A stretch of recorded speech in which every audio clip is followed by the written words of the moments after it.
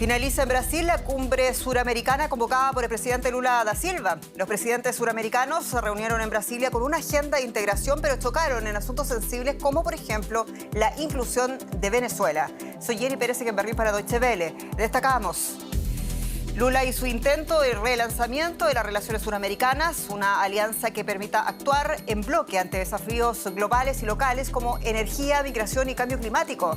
La gran ausente de esta jornada ha sido la presidenta de Perú, Dina Boluarte. Un informe denuncia al Estado salvadoreño como responsable de graves violaciones de los derechos humanos. El reporte de Cristosal habla de detenciones de inocentes, ausencia de debido proceso y ejecuciones extrajudiciales, entre otros. Y Rusia culpa a Ucrania de llevar a cabo un ataque con drones contra edificios en Moscú.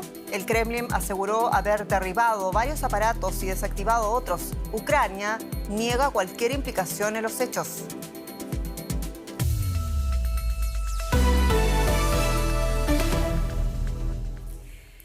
Este martes se celebró en Brasilia la cumbre de presidentes de Sudamérica a la que acudieron los líderes de los países del subcontinente con el objetivo de revitalizar el proceso de integración a pedido del presidente de Brasil. El llamado Consenso de Brasilia, el documento suscrito a la final de la reunión de presidentes, consta de 9 puntos en los que se recalca la importancia de la integración regional. El presidente de Brasil y anfitrión apeló a sus homólogos a mirar nuevamente de forma colectiva a la región, a redefinir una posición común en cuestiones clave como el desarrollo sostenible, la migración y la paz de los pueblos suramericanos. Pero Lula también amplió la perspectiva de la región poniéndola en el contexto de los acontecimientos mundiales de mayor impacto para Sudamérica. Escuchemos. Con el vaciamiento de la Organización Mundial del Comercio, el multilateralismo retrocede y crece la postura proteccionista de los países ricos, lo que limita nuestras opciones. Todos sufrimos las consecuencias de la guerra. El conflicto de Ucrania desestabilizó los mercados de la energía y los fertilizantes y provocó la volatilidad de los precios de los alimentos, deteriorando nuestras condiciones de vida. Cuando las cadenas de suministros mundiales se vieron afectadas por este conjunto de factores, nuestra falta de infraestructuras y nuestra vulnerabilidad exterior quedaron al descubierto. La región dejó de crecer, aumentó el desempleo y subió la inflación. Y rápidamente ampliamos la crónica, lo hacemos con el periodista Marcelo Silva de Sousa, quien ha seguido para nosotros esta cumbre allá en Brasilia. Marcelo, ¿qué más se ha dicho de la declaración conjunta?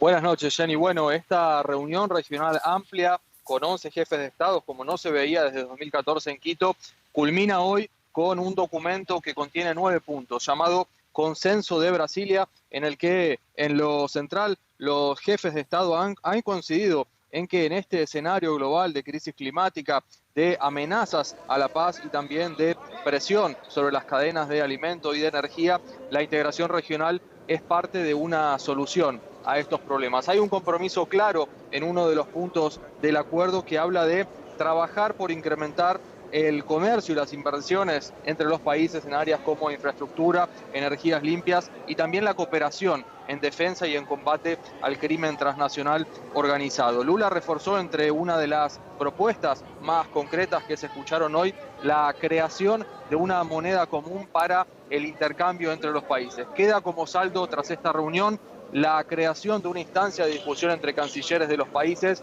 que van a fijar una nueva fecha para una nueva reunión en la cual se repasarán iniciativas concretas para que este estrechamiento en la cooperación se ponga efectivamente en marcha.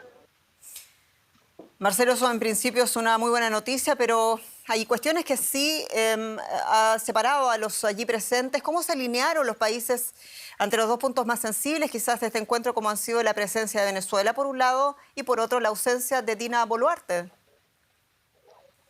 Bueno, Boluarte por un lado primero fue la gran ausente, impedida de dejar su país sin autorización del Parlamento peruano. Sin embargo, envió un video que se reprodujo hoy aquí en la capital, donde dijo coincidir con la voluntad de Lula de trabajar por una integración y un estrechamiento en la cooperación entre los países y propuso trabajar por más consensos y con menos ideología. El punto más disruptivo fue la presencia de Nicolás Maduro, quien ayer había tenido una bilateral con Lula da Silva y a quien Lula calificó como un demócrata sobre el cual pesan ciertas injusticias y narrativas sobre el supuesto, según Lula, autoritarismo que se vive en ese país. Esto despertó una fuerte reacción primero del presidente uruguayo Luis Lacalle Pou, que dijo que no se puede tapar el sol con un dedo y que se debe llamar lo que es por lo que es. Y también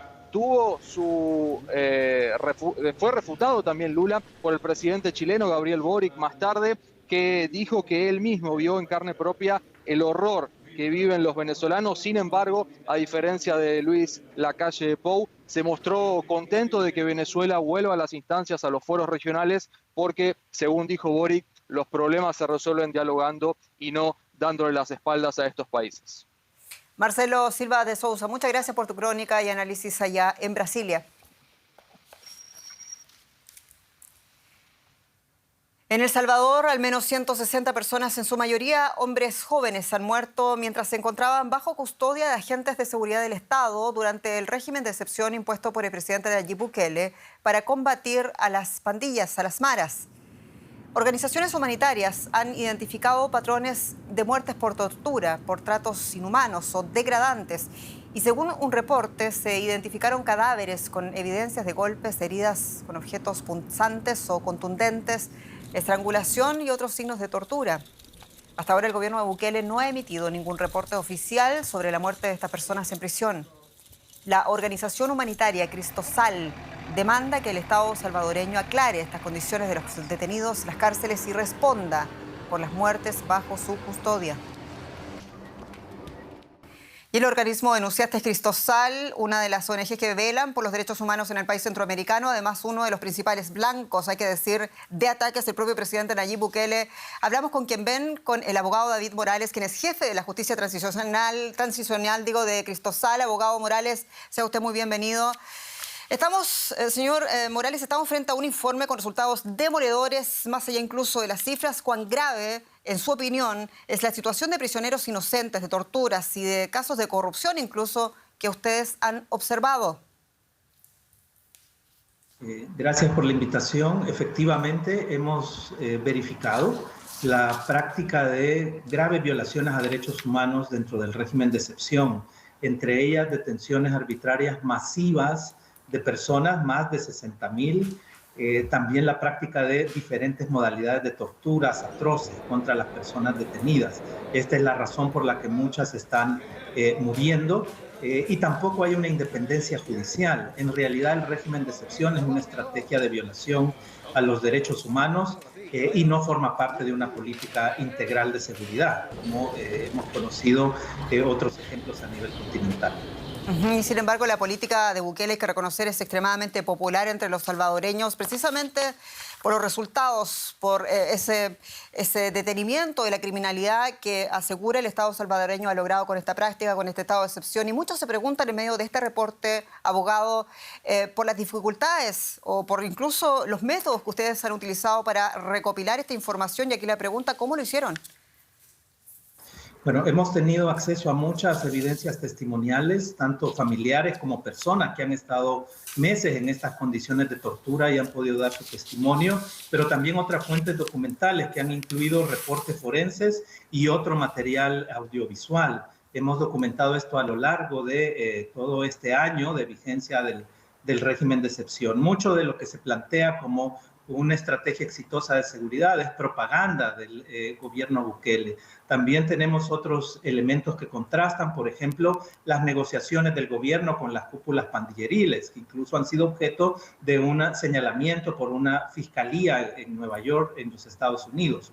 Y también hay alteración estadística. Sí hay una disminución de homicidios, pero las encuestas demuestran que aunque la población acepta mayoritariamente el régimen de excepción, la misma población en porcentajes similares habla que no quiere violaciones a derechos humanos, detenciones ilegales sin orden judicial, no quieren torturas, no quieren morir bajo esas condiciones y es lo que señalan también las encuestas. Realmente se ha erigido a través del régimen de excepción y reformas inconstitucionales a las leyes penales, sumada a lo que se suman prácticas ilegales e inconstitucionales de abusos a los derechos humanos, una verdadera política de terror que a nuestro criterio ha generado ya un escenario de crímenes de lesa humanidad en nuestro país. Y a propósito de lo que estaba diciendo, crímenes de lesa humanidad, en vuestro reporte, abogado, ustedes hablan del Estado salvadoreño. Esto es una cuestión bastante importante, los que entendemos de jurisprudencia en esta materia. ¿Qué van a hacer ustedes con esta información? ¿Pretenden ustedes, y se lo pregunto también como abogado penalista, recurrir al mecanismo interamericano de justicia? Sí, de hecho nosotros hemos presentado ya casos ante la Comisión Interamericana. La Comisión Interamericana ha emitido también pronunciamientos en los cuales expresa su preocupación, llama a detener estas violaciones a derechos humanos, inclusive ha solicitado una visita en loco en El Salvador. El gobierno de El Salvador no solo ha negado la visita, sino que también hay expresiones del mismo Bukele insultando y atacando a la Comisión Interamericana. Hemos activado igualmente los diversos mecanismos especiales, las relatorías y grupos de trabajo de la ONU, y también hay expresiones ya de relatores y relatoras de preocupación sobre lo que está ocurriendo en El Salvador. Por supuesto que hay responsabilidades a nivel interno, hablamos de delitos de posibles homicidios agravados, posibles torturas atribuidas a funcionarios públicos por acción u omisión. Sin embargo, recordemos que a la base de lo que está ocurriendo en El Salvador está el golpe de Estado que el gobierno de Bukele, a través de una mayoría calificada en la Asamblea, dio al Poder Judicial. Destituyó a la Corte de Constitucionalidad de El Salvador, destituyó al fiscal general y luego dio un decreto de purga judicial para separar jueces independientes, de tal manera que ahora el sistema de justicia está sometido al poder presidencial y eso impide que haya un control judicial sobre estos abusos y que haya prácticamente una posibilidad abierta para que la política sea otra vez la tortura, la política de seguridad sea torturar sistemática y masivamente, provocar muertes e inclusive detenciones ilegales masivas. David Morales, abogado de Cristosal, muchas gracias en El Salvador. Y cambiamos totalmente de asunto, hablamos ahora de economía y lo hacemos con mi colega Andrés Blumenkrantz. Muy bienvenido. ¿Qué tal, Jenny? Vamos a hablar de plástico en esta ocasión porque continúa en París la cumbre de 175 países que intentan elaborar el borrador de un tratado legalmente vinculante contra la contaminación de plástico. Este martes aún no pudieron comenzar los debates fundamentales por desacuerdos en torno a la forma en la que debe aprobarse el texto. Arabia Saudita, varios países del Golfo y gigantes como Brasil, China, Rusia y la India rechazan que el futuro tratado pueda ser aprobado por una mayoría calificada de 2/3 si no se llega a un consenso. La sesión plenaria se levantó por la tarde y un grupo informal recibió el encargo de mantener los contactos para encontrar una solución que permita reanudar la negociación este miércoles por la mañana. Mientras los negociadores intentan ponerse de acuerdo, nosotros vamos a profundizar en este asunto con la ayuda de Clara Subirach, coordinadora de políticas públicas en Unplastify. Clara, gracias por estar con nosotros. Bueno, no han empezado muy bien estas negociaciones en París. ¿Cómo ves vos las posibilidades de un acuerdo global para regular el uso del plástico? Y en el caso de que un acuerdo sea posible, ¿cómo asegurar su cumplimiento? Hola, ¿qué tal? Bueno, muchas gracias por la invitación. Creo que si bien las conversaciones están bastante trabadas, como bien decías, el tratado es posible y más que nada es necesario y creo que cada vez más conciencia, tanto desde la sociedad civil como de muchos países que sí impulsan el tratado y que ven la importancia de que un tratado de estas características avance. Y creo que para garantizar el cumplimiento es importante justamente trabajar en los medios para esto. Por un lado, que las medidas que se planteen sean obligatorias para que los estados tengan que cumplirlas. Y también trabajar, por ejemplo, en el financiamiento y en el desarrollo de tecnologías y de capacidades para garantizar que los diferentes países también puedan implementarlo, teniendo en cuenta las diferencias existentes en los diferentes países. Y Clara, ¿existe ya la tecnología para resolver o al menos aliviar significativamente el problema de contaminación de plásticos? Hemos escuchado sobre microbios que comen plástico a bajas temperaturas, llamados para producir envases de productos más sostenibles, pero la sensación es que el camino no está tan claro, ¿es así?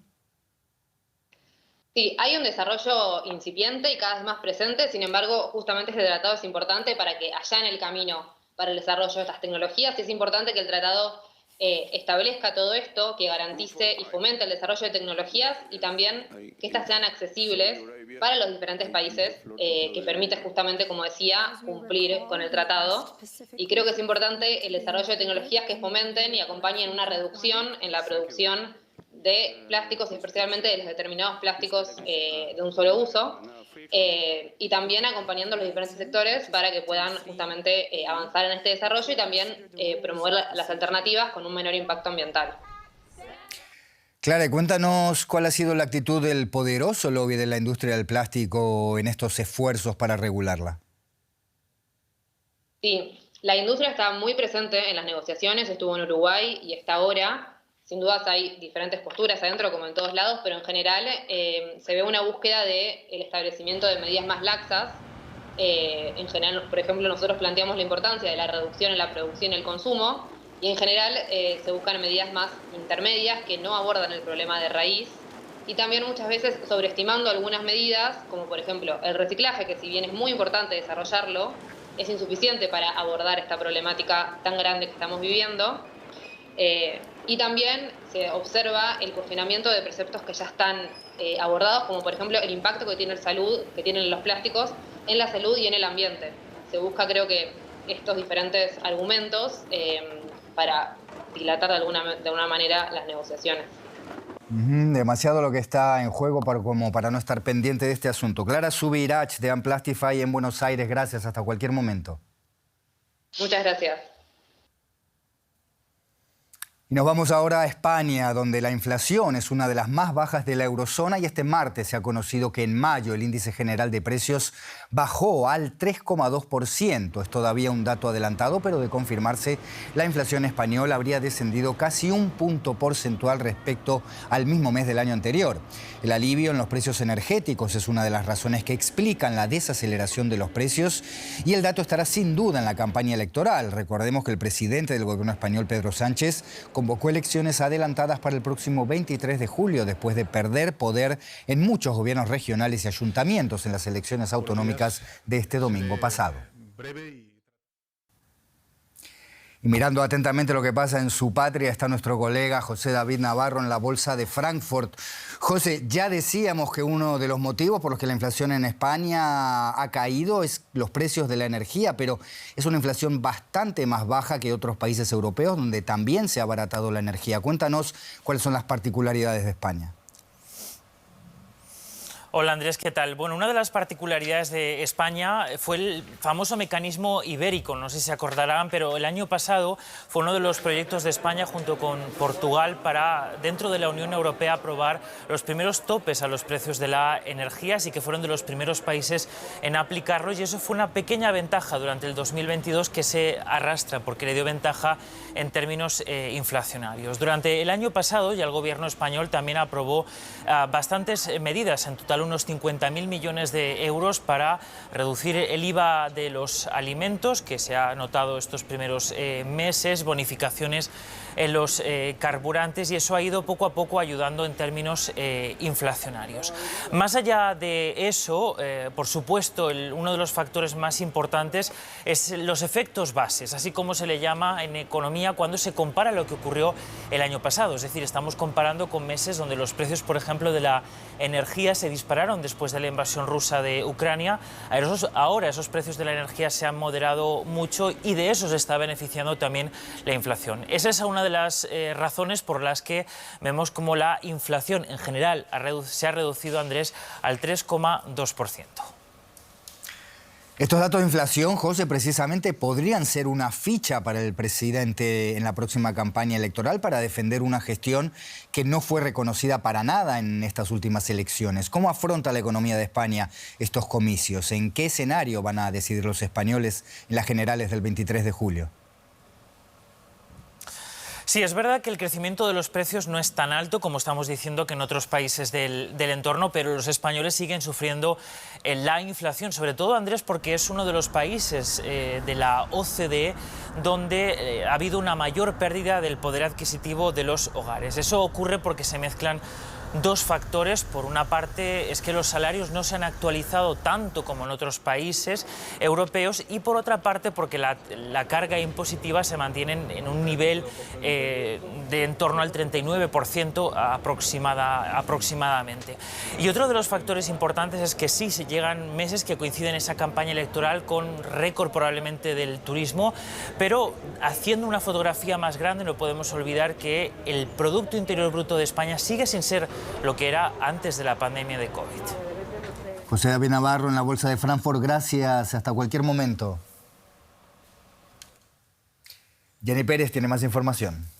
Vamos ahora a ver lo que pasó este día. Rusia ha acusado a Ucrania de llevar a cabo un ataque con drones contra su capital, contra Moscú, en el que resultaron dañados varios edificios. El Ministerio de Defensa ruso dijo que había derribado 5 aviones no tripulados y además desviado electrónicamente otros 3. Un portavoz ucraniano negó que Ucrania tenga alguna relación directa con los hechos. Estas imágenes publicadas en el canal ruso de Telegram Mash muestran supuestamente un ataque con drones contra Moscú. Las autoridades rusas afirman que el sistema de defensa antiaérea de la ciudad inutilizó o derribó todos los drones. Varios edificios habrían resultado dañados por la caída de escombros, hiriendo a algunos residentes. El equipo de seguridad del edificio vino a nuestros apartamentos y nos pidió que bajáramos. Eso es todo. No oímos ningún dron ni ninguna explosión. Al principio incluso dudé si bajar o no. El Ministerio de Defensa de Rusia emitió un comunicado culpando a Ucrania. El régimen de Kiev lanzó un ataque terrorista con vehículos aéreos no tripulados contra la ciudad de Moscú. En el ataque participaron 8 vehículos aéreos no tripulados. Todos los artefactos enemigos fueron destruidos. 3 fueron suprimidos de forma electrónica, perdieron el control y se desviaron de sus objetivos. Otros 5 drones fueron derribados por el sistema antiaéreo Pantsir-S en la región de Moscú. Un asesor presidencial ucraniano negó que Kiev estuviera implicada directamente, pero subrayó que estos ataques podrían aumentar. A principios de mes, el Kremlin sufrió un ataque con drones. Washington asegura desde entonces que podría tratarse de un operativo dirigido por el ejército de Ucrania. La vida en Moscú apenas se ha visto alterada por la invasión en Ucrania, pero la guerra se siente cada vez más cerca en Rusia. Y mientras tanto en Ucrania, las autoridades aseguran que Rusia ha llevado a cabo otra oleada de ataques con drones sobre la capital, sobre Kiev. Entre los edificios alcanzados, bloques de apartamentos como este que ven, en el que varios vecinos resultaron heridos y al menos uno perdió la vida, según el parte oficial. El de la madrugada del martes fue el tercer ataque ruso sobre la capital ucraniana en apenas 24 horas. La Fuerza Aérea del país afirma que 29 de los 31 drones de fabricación iraní fueron derribados. Y en otras noticias, el presidente de Uganda, Yoweri Museveni, promulgó una de las leyes anti-LGTB más severas del mundo, según Naciones Unidas. No solo mantiene la cadena perpetua para actos sexuales entre personas del mismo sexo, sino que también condena la promoción de la homosexualidad con hasta 20 años de cárcel y la homosexualidad agravada con la pena de muerte. Con la firma del jefe de gobierno, Uganda acaba de aprobar la ley anti-homosexual más severa del mundo. La muerte es la pena máxima. Así que cuando se incurre en homosexualidad agravada, la ley ordena la pena de muerte. La ley define como homosexualidad agravada relaciones de personas del mismo sexo en los que participan infectados de SIDA, menores de edad u otros grupos vulnerables. La transmisión del SIDA debido a relaciones homosexuales, aunque consentida, es un delito que se castiga con hasta 14 años de cárcel. En Uganda, donde la homosexualidad es ilegal debido a leyes de los tiempos de la colonización, aumenta el ambiente anti-homosexual. Activistas locales y abogados de derechos humanos rechazan la ley. Dicen que se aprobó sin contar con la comunidad LGBT, además de ser anticonstitucional. La ley criminaliza actividades sexuales consentidas entre adultos con personas del mismo sexo y atenta contra la Constitución al violar el derecho de igualdad y no discriminación. La ONU ha criticado la ley como dracónica y discriminatoria. El presidente estadounidense Joe Biden ha pedido a Uganda que suspenda la ley y la ha calificado de violación trágica de los derechos humanos. La ley no solo castiga a quienes mantienen relaciones homosexuales, sino también a los testigos de bodas gays y a los propietarios de inmuebles que alquilen con conocimiento a parejas homosexuales. Muchos temen que se trate de un instrumento estatal para deshumanizar sistemáticamente a la comunidad LGBT de Uganda y aislarla aún más. Y ponga atención a lo siguiente, porque varios incendios forestales se han descontrolado en la provincia canadiense de Nueva Escocia, obligando a miles de personas a huir. Pero es solo uno de los muchos incendios forestales de esta temporada en una zona geográfica donde el verano todavía no llega. La situación es tan grave en Canadá que por primera vez han tenido que pedir ayuda internacional. Parece un viaje por el infierno. Son imágenes de un usuario de medios sociales grabadas en la provincia canadiense de Nueva Escocia. Cerca de 16,000 personas tuvieron que ser evacuadas por los incendios forestales. Acabábamos de escuchar en la radio que había un incendio forestal y cuando estábamos cerca de casa pudimos ver el humo. Era increíble, justo al otro lado de la carretera. Los bomberos luchan para controlar los incendios, pero hasta ahora sin éxito. Un área que equivale a 1,000 campos de fútbol cerca de la capital provincial de Halifax está en llamas.